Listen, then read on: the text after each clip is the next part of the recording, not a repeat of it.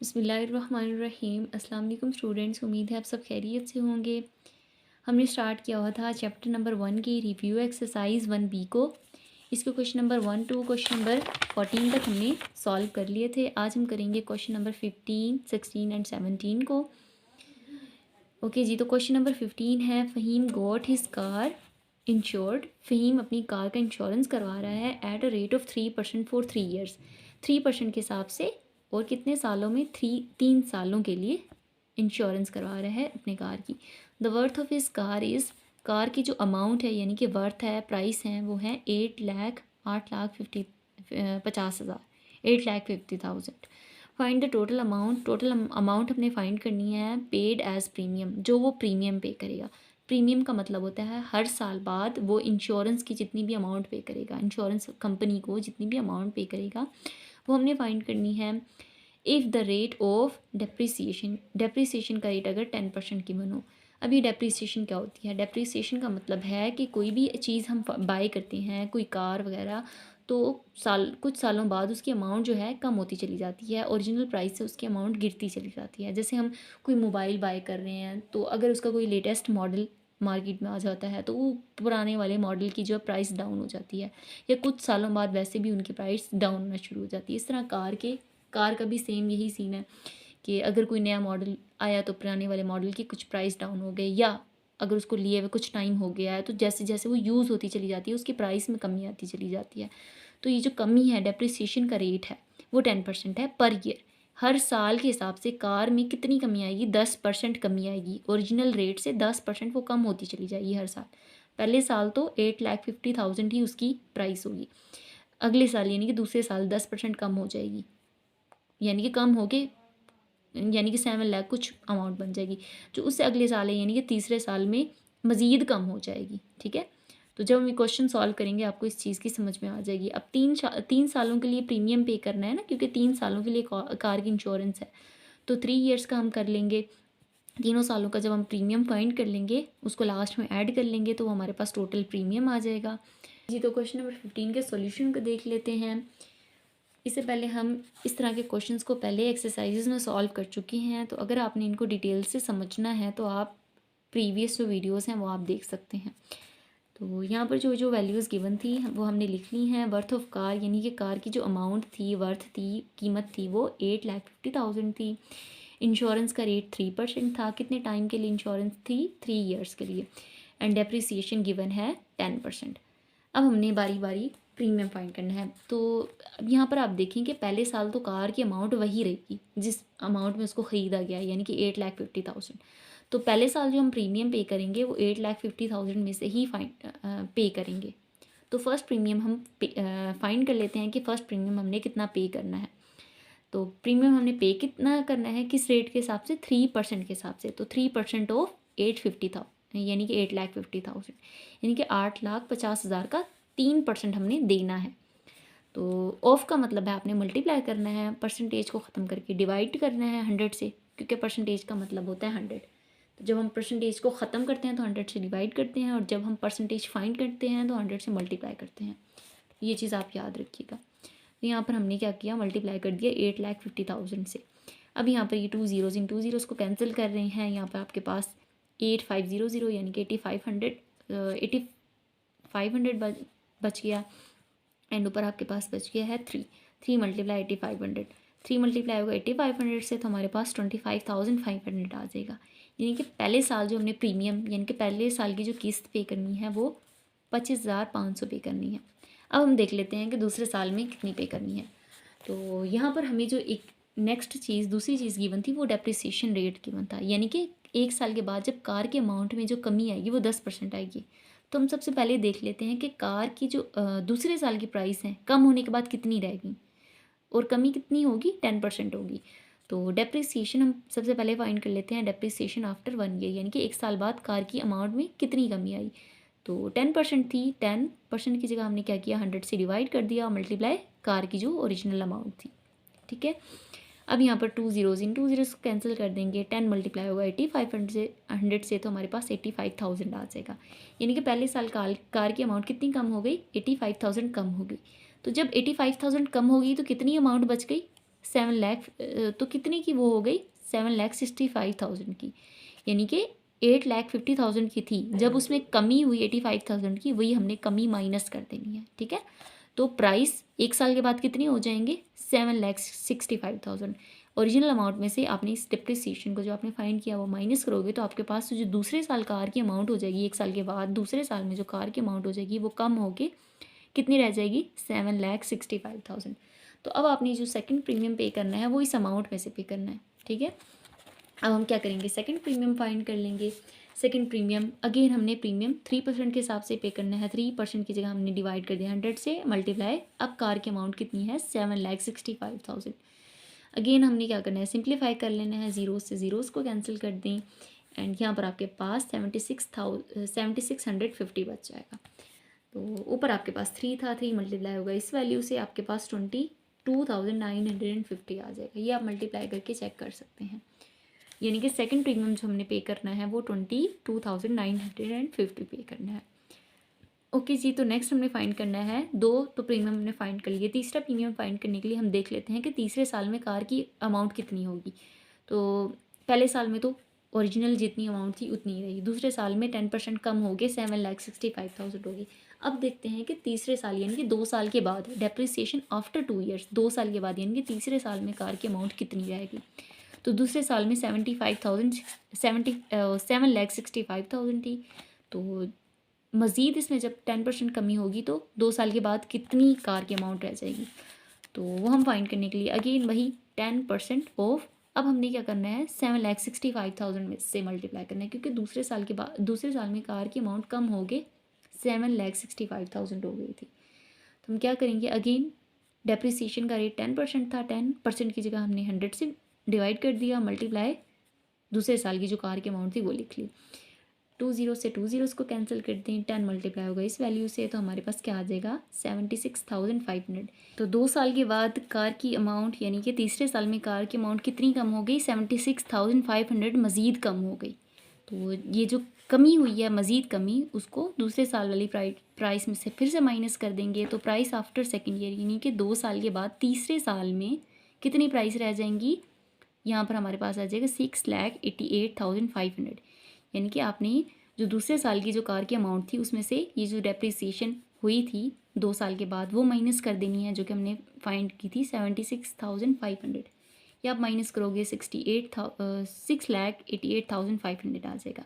यानी कि तीसरे साल में जो कार की प्राइस है 2 साल के बाद, आफ्टर का मतलब होता है 2 साल के बाद, डेप्रिसिएशन आफ्टर सेकेंड ईयर, यानी कि 2 साल के बाद जाहिर है तीसरा साल ही होगा ना। तो तीसरे साल में जो कार की अमाउंट थी वो कितनी हो गई थी, मज़ीद कम हो गए, 6,88,500। तो थर्ड जो प्रीमियम हमने पे करना है वो इस अमाउंट में से पे करना है। तो यहाँ पर हम क्या करेंगे, अब थर्ड प्रीमियम फाइंड कर लेंगे, क्योंकि हमने क्या किया था, कार का इंश्योरेंस 3 सालों के लिए करवाया था, तो हमने 3 प्रीमियम फाइंड करने हैं। तो थर्ड प्रीमियम हमने क्या करना है, वही 3% के हिसाब से पे करना है। अब हमने इस अमाउंट का पे करना है, क्योंकि कार की अमाउंट तीसरे साल में इतनी रह गई है।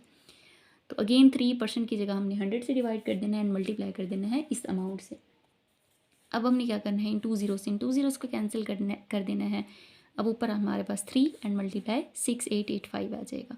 तो 3 से अब मल्टीप्लाई कर दोगे 6,885 को, तो हमारे पास आ जाएगा 20,655। यानी कि तीसरे साल हमने कितना प्रीमियम पे करना है, 20,655। तो यहाँ तक हमने तीनों सालों के प्रीमियम फाइंड कर लिए हैं। अब हम क्या करेंगे, इनको ऐड कर देंगे, यानी कि टोटल हमने जो प्रीमियम फाइंड करना था वो इन तीनों सालों के प्रीमियम को ऐड करके हमारे पास आ जाएगा।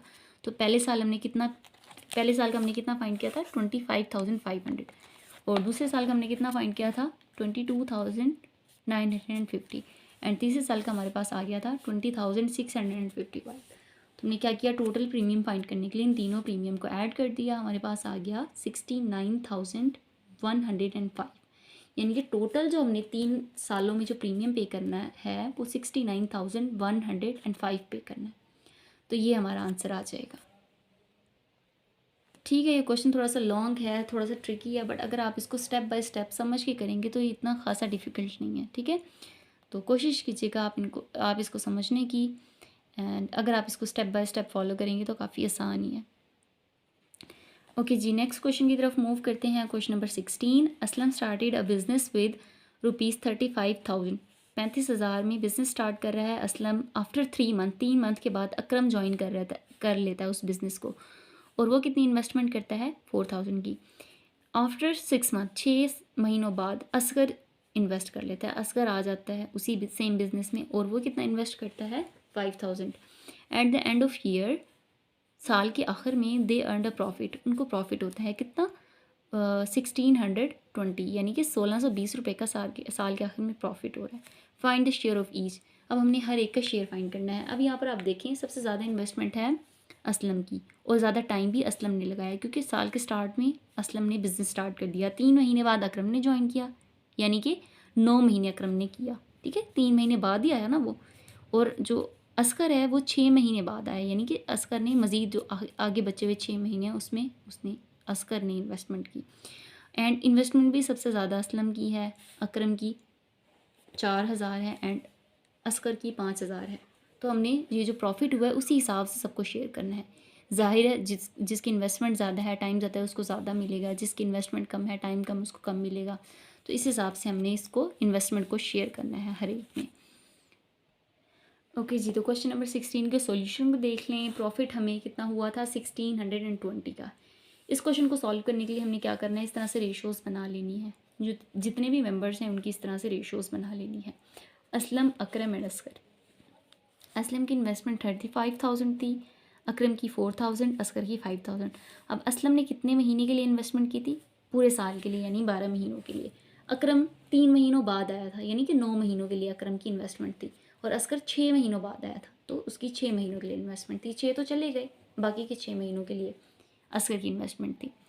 तो हमने क्या किया, 12, 9 एंड 6 से इन वैल्यूज़ को मल्टीप्लाई कर दिया। यहाँ पर हमने क्या कर ली, इनकी वैल्यूज़ की रेशोज़ बना ली। 12 जब हम मल्टीप्लाई करेंगे 35 से, तो हमारे पास 420 आ जाएगा एंड लास्ट वाले 3 ज़ीरोज़ एज इट इज़। इस तरह 9 को 4 से मल्टीप्लाई कर देंगे, 9 4 ज़ार 36 एंड लास्ट वाले 3 ज़ीरोज़ एज इट इज़।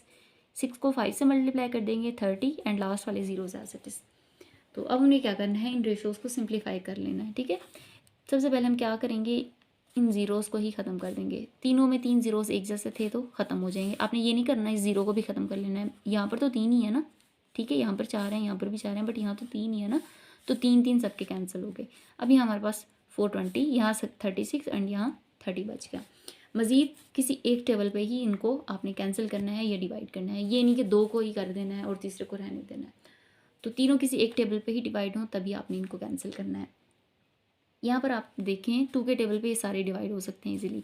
तो 2 के टेबल पे डिवाइड कर दें, 2 4 ज़ार 2 2 ज़ार 4, 2 1 ज़ार 2 एंड 0 एज इट इज़। इस तरह 2 1 ज़ार 2, 1 बच गया, इधर इधर कैरी चला गया। 16 2 8 ज़ार 16। इस तरह 2 1 ज़ार 2, 1 बच गया 10, 2 5 ज़ार 10। तो ये 2 के टेबल पे डिवाइड हो गए, 2 10 18 एंड 15 आ गए। मज़ीद ये 3 के टेबल पे डिवाइड हो जाएंगे, 3 7 ज़ार 21, 0 एज इट इज़। 3 6 ज़ार 18 एंड 3 5 ज़ार 15। तो तीनों 3 के टेबल पे अब डिवाइड हो गए। अब ये मज़ीद तीनों किसी एक टेबल पे डिवाइड नहीं हो रहे, हो सकता है ये दोनों आपस में हो जाएं, और ये दोनों तो वैसे भी नहीं हो रहे, तो तीनों किसी एक टेबल पे ही डिवाइड हों। अब ये मज़ीद तीनों किसी एक टेबल पे नहीं डिवाइड होंगे, तो यहाँ तक आके ये सिंप्लीफाई हो गए हैं। नेक्स्ट हमने क्या करना होता है, नेक्स्ट हमने ये जो रेशो फाइंड हुई होती है इसको सम करना होता है, सम ऑफ रेशो फाइंड करना होता है। ये जो लास्ट में रेशो आई है इसको हम सम कर लेंगे, ऐड कर लेंगे 76 एंड 5 को। जब हम इनको ऐड करेंगे तो हमारे पास क्या आ जाएगा 81। तो हमारे पास रेशो का सम कितना आ गया है, टोटल रेशो 81 आ गई है। तो अब हमने बारी बारी हर एक का शेयर फाइंड करना है, असलम का, अकरम का एंड असगर का। ठीक है, तो बारी बारी सबका शेयर फाइंड कर लेंगे। शेयर ऑफ असलम, अब असलम की रेशो कितनी हमने निकाली थी, लास्ट में 70 आ गई थी, तो हमने 70 को ऊपर रखना है। और टोटल रेशो हमारे पास कितनी आ गई थी 81, 81 से डिवाइड कर देना। ठीक है, असलम की ratio 70 by total ratio 81 and multiply कर देना है जो भी प्रॉफिट हुआ है उससे। हो सकता है लॉस भी हो, क्योंकि बाज़ सूरतों में बिज़नेस अगर हम कोई करते हैं तो हर दफ़ा में कोई प्रॉफिट तो नहीं होता, बाज़ औक़ात लॉस भी हो जाता है। तो अगर लॉस भी हुआ तो लॉस की भी कोई अमाउंट होगी, तो आपने लॉस से भी मल्टीप्लाई कर देना है अगर लॉस फाइंड करना हो तो। ये मैं आपको ऐसे बता रही हूँ कि अगर लॉस हो जाता है इन केस, तो आपने यहाँ लॉस वाली अमाउंट मल्टीप्लाई कर देनी है। तो यहाँ पर जो हमें प्रॉफिट हुआ था वो 1620 का हुआ था, तो वो हमने मल्टीप्लाई कर दिया। अब यहाँ पर ये 81 इस 1620 को कैंसिल कर रहा है। 81 डायरेक्टली 81 ज़ार 81 एंड 81 2 ज़ार 162 and 0 as it is. Direct ही ये 81 के टेबल पे कट रहा है एंड 20 आ रहा है, तो ऊपर हमारे पास 70 बचेगा एंड 20 बचेगा, नीचे तो वैसे भी 1 आ गया था। तो 70 को जब हम 20 से मल्टीप्लाई करेंगे तो 1400 आ जाएगा, यानी कि असलम का जो प्रॉफिट आएगा वो 1400 आ जाएगा, यानी कि 1620 रुपये में से असलम को कितना प्रॉफिट मिला, 1400 रुपये। ज़ाहिर है उसकी इन्वेस्टमेंट भी बहुत ज़्यादा थी और उसने टाइम भी सबसे ज़्यादा दिया था। नेक्स्ट हम फाइंड कर लेंगे शेयर ऑफ अकरम। अकरम की रेशो हमारे पास आ गई थी 6, ठीक है, 6 आ गई थी, तो 6 को हमने ऊपर रखना है, 81 से डिवाइड करना है, मल्टीप्लाई करना है इस प्रॉफिट से। तो अगेन हम क्या करेंगे, 81 की टेबल से डायरेक्टली काट लेंगे, 81 ज़ार 81 एंड 81 2 ज़ार 162 एंड 0 एज इट इज़। तो ऊपर आपके पास 6 मल्टीप्लाई 20 बच गया, 6 मल्टीप्लाई कर देंगे 20 से, आपके पास 120 आ जाएगा, यानी कि अकरम को कितना प्रॉफिट हुआ, 120 रुपये का सिर्फ। ज़ाहिर इतनी थोड़ी इन्वेस्टमेंट थी और टाइम भी कम था, ठीक है, तो 120 रुपये का इसका प्रॉफिट हो गया। नेक्स्ट हमने असगर का प्रॉफिट फाइंड करना है, तो असगर की टोटल रेशो 5 निकली थी, डिवाइड बाय असगर की रेशो 5 थी, टोटल रेशो 81 थी, 81 से डिवाइड कर दिया, मल्टीप्लाई प्रॉफिट। अगेन ये कैंसिल हो जाएंगे, ऊपर 20 आ जाएगा, 5 मल्टीप्लाई 20 इज इक्वल टू 10, 5 को 20 से मल्टीप्लाई कर दें, आपके पास 100 आ जाएगा, यानी कि असगर का जो प्रॉफिट हुआ वो 100 रुपीज़ का असगर को प्रॉफिट हुआ। तो ये हमने सब का शेयर फाइंड कर लिया है, 1400 असलम का, 120 अकरम का एंड 100 असगर का। तो ये तीनों आपके आंसर्स हैं। क्वेश्चन नंबर 17 है, असगर अली डाइड, असगर अली फोर्थ हो जाते हैं, लिविंग एसेट्स वर्थ ₹6,55,275। ये अमाउंट छोड़कर डाई हो जाते हैं, फोर्थ हो जाते हैं। फ्यूनरल एक्सपेंसेस जो गिवन है, यानी कि कफन दफन के अखराजात, वो 5,275 हैं। ही हैड टू पे ₹50,000 एज डेबिट एंड उनका कर्ज कितना है, वो 50,000 है। आफ्टर मेकिंग दीज पेमेंट्स, ये सारी पेमेंट्स करने के बाद, यानी कि कफन दफन के अखराजात और कर्ज़ा उतारने के बाद जो उनकी प्रॉपर्टी बचेगी, उसमें उस प्रॉपर्टी में हमने क्या करना है, after making these payments his window shell gate 1/8 of remaining property. जो बाकी बची रिमेनिंग प्रॉपर्टी होगी इन सारी अमाउंट्स को देने के बाद, विडो को कितना मिलेगा, उनकी बेवा को 1/8 पार्ट, ठीक है। एंड जब हमने बेवा को दे देना है, find the share of his son and daughter, son and daughter को भी देना है, when share of son is double of share of his daughter, अगर सन का शेयर डॉटर के शेयर से ज़्यादा हो। ये तो हम पहले भी जानते हैं कि सन को डबल मिलता है, यानी कि विरासत में जो बेटा है उसको डबल हिस्सा मिलता है और बेटी को सिंगल मिलता है, और बेवा जो है उसको 1/8 पार्ट मिलता है। तो क्वेश्चन को सॉल्व कर लेते हैं तो आपको चीज़ें ज़्यादा अच्छे से समझ में आ जाएंगी। ओके जी, तो क्वेश्चन नंबर 17, इसके सॉल्यूशन को देख लें। वर्थ ऑफ इनहेरिटेंस, यानी कि विरासत की जो अमाउंट थी वो 6,55,275 थी। फ्यूनरल एक्सपेंसेस ये थे, डेबिट था 50,000। तो अब नहीं क्या करना है, ये कफन दफन के अखराजात और कर्ज़ा उतारने के बाद जो प्रॉपर्टी की अमाउंट कितनी बच गई वो हमने फाइंड करनी है। तो अब हमने क्या करना है, इन दोनों अमाउंट्स को, यानी कि फ्यूनरल एक्सपेंसेस प्लस डेबिट, इन दोनों को इस अमाउंट में से माइनस कर देना है, तो हमारे पास रिमेनिंग प्रॉपर्टी आ जाएगी। यानी कि अगर एक इंसान के पास 100 रुपये हैं, आप समझ लें फॉर एग्जांपल, 20 रुपये उसने एक जगह देने हैं एंड 50 रुपये दूसरी जगह देने हैं, तो टोटल उसने कितने देने हैं, 70 रुपये। 70 रुपये जब दे देगा कितना बचेगा, 30 रुपये उसके पास। तो ये भी वही बात है कि ये भी फ्यूनरल एक्सपेंसेस भी उसने निकालने हैं प्रॉपर्टी में से एंड डेबिट कर्जा भी देना है। तो ये दोनों जब प्लस होंगे, ऐड होंगे और इसमें से माइनस होंगे, तो रिमेनिंग हमारे पास अमाउंट आ जाएगी। वही हमने रिमेनिंग अमाउंट फाइंड करने के लिए जब हम फ्यूनरल एक्सपेंसेस भी निकाल देंगे और डेबिट भी, उसका कर्जा भी दे देंगे, तो इन दोनों को हम जब ऐड करेंगे तो हमारे पास 55,275 आ जाएगा कफन दफन का और कर्जे का। तो जब ये प्रॉपर्टी में से माइनस हो जाएगा तो हमारे पास 6 लाख बचेगा, यानी कि रिमेनिंग जो उसकी प्रॉपर्टी बच जाएगी वो 6 लाख बचेगी। अब इस रिमेनिंग प्रॉपर्टी में से हमने विडो को देना है, कितना देना है, 1/8 पार्ट। तो शेयर ऑफ विडो फाइंड कर लेते हैं। शेयर ऑफ विडो, यानी कि विडो को हमने 1/8 देना है, तो 1/8 मल्टीप्लाई जो रिमेनिंग प्रॉपर्टी थी वो 6 लाख थी, तो 6 लाख यहाँ आ जाएगा। अब ये 8 इस वैल्यू को कैंसिल कर देगा, 8 7 ज़ार 56। नेक्स्ट हमारे पास 4 बच जाएगा, 4 ये देखना 8 7 यहाँ 60 आप ले लेना, 8 7 ज़ार 56, 4 बच गया, नेक्स्ट यहाँ कैरी चल गया 40, 8 5 ज़ार 40, ठीक है, ये 40 4 के साथ ऐड हो गया। नेक्स्ट हमारे पास 3 ज़ीरोज़ बच गए, तो 3 ज़ीरोज़ यहाँ आ जाएंगे, तो हमारे पास टोटल क्या आ जाता है, 75,000 आ जाता है। तो विडो का कितना शेयर है, बेवा का 75,000, 75,000 बेवा को मिल जाएंगे। तो जब बेवा को 75,000 मिल जाएंगे तो बाकी कितनी अमाउंट हमारे पास बच जाएगी, यानी कि 6 लाख में से जो प्रॉपर्टी बच गई थी 6 लाख, उसमें से जब बेवा को 75,000 दे देंगे तो हमारे पास बाकी कितनी प्रॉपर्टी बच जाएगी, 5,25,000, यानी कि 5,25,000 बच जाएगी। तो अब हमने इसमें से सन एंड डॉटर को देना है। सन कितना था, 1 था, डॉटर भी 1 थी। तो हमने क्या करना है, इस तरह से इनकी रेशो बना लेनी है, एक सन था एक डॉटर थी। अब सन को कितना देना होता है, डबल, तो हमने इस 1 को 2 से मल्टीप्लाई करना है। एंड डॉटर को कितना देना होता है, सिंगल, तो इस 1 को हमने 1 से मल्टीप्लाई करना है। और इसलिए कि सन का डबल हिस्सा होता है एंड डॉटर का सिंगल होता है। तो अब मल्टीप्लाई आप इस तरह ब्रैकेट डाल के भी कर सकते हो या आप डायरेक्ट मल्टीप्लाई कर दो। इस इनटू यानी कि ब्रैकेट का मतलब है कि 2 1 से मल्टीप्लाई हो रहा है, 2 1 जार 2, इस तरह 1 1 जार 1। तो सन के लिए हमारे पास जो है रेशो 2 आ गई है एंड डॉटर के लिए 1 आ गई है। वही हम क्या करेंगे, सम ऑफ रेशो फाइंड कर लेंगे, दोनों रेशोज़ को ऐड करके 3 हमारे पास आ जाएगा। अब हमने share of son and share of daughter find कर लेना है। सन को कितना मिलता है, डबल मिलता है, तो आपने 2 ऊपर रखना है, ठीक है 2। और टोटल रेशो कितनी थी, 3 एंड मल्टीप्लाई कितनी प्रॉपर्टी बच गई थी, विडो को देने के बाद, बेवा को देने के बाद 5,25,000, तो इससे हमने मल्टीप्लाई कर देना है। अब हमने क्या करना है, इस 3 से इस अमाउंट को कैंसिल कर देना है। 3 1 जार 3, 2 बच गया 22, 3 7 जार 21, 1 बच गया 15, 3 5 जार 15 and next 3 zero as it is, यानी कि 1,75,000 बच गया यहाँ पर 3 से कैंसिल होने के बाद। नेक्स्ट हमारे पास ऊपर 2 एंड ये वैल्यू बच गई, 2 मल्टीप्लाई होगा इस वैल्यू से, तो हमारे पास 3,50,000 आ जाएगा, यानी कि जो सन है बेटा है उसका शेयर कितना है, 3,50,000। नेक्स्ट हमने शेयर ऑफ डॉटर फाइंड करना है। डॉटर को कितना देते हैं, सिंगल हिस्सा, यानी कि एक हिस्सा, तो 1 divided by total sum of ratio कितनी आई थी, टोटल 3, 1/3 मल्टीप्लाई जो प्रॉपर्टी की अमाउंट थी विडो को देने के बाद वो 5,25,000 थी, तो उससे मल्टीप्लाई कर दिया। अगेन हमने 3 से इससे कैंसिल कर दिया, तो 1,75,000 आ गया। अब 1 मल्टीप्लाई होगा इस अमाउंट से, तो 1,75,000 ये आ जाएगा। तो डॉटर का कितना शेयर आ गया, 1,75,000। तो ये हमारे पास आंसर आ गया। सन का शेयर 35,000, डॉटर का शेयर हमारे पास 1,75,000 एंड विडो का शेयर आ गया हमारे पास 75,000। तो ये हमारे पास तीनों आंसर्स आ गए हैं।